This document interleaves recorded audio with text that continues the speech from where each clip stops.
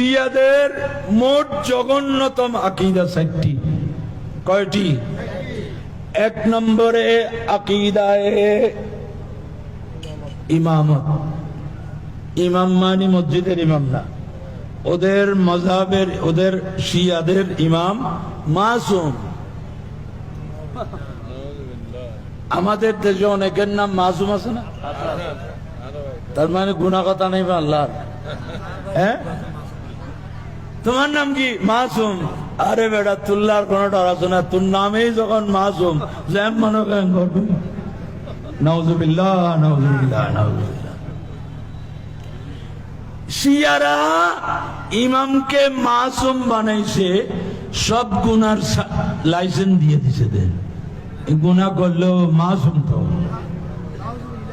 নাউজুবিল্লাহ।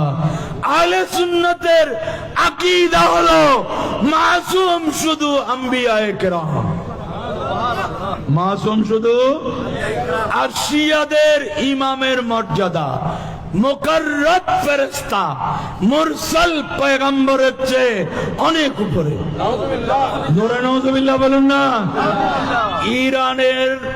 ইরান বিপ্লবের আমাদের রাজনৈতিক ব্যক্তিদের দৃষ্টিতে ইরান বিপ্লবের নেতা আয়াতুল্লাহ রুহুল্লাহ খুমেনি আল হুকুমাতুল ইসলামিয়া কিতাবে লেখছে, ইন্না মিন যুরুরিয়াতে মাযহাবিনা আন্না লিআইম্মাতিনা মাকামান লা ইয়াবলুগুহু মালাকুন মুকাররাবুন ওয়ালা নাবিয়্যুম মুরসালুন।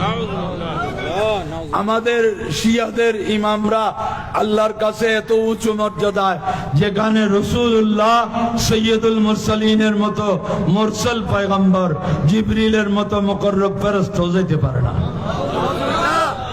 এটা ওদের এক নম্বরের আকীদা।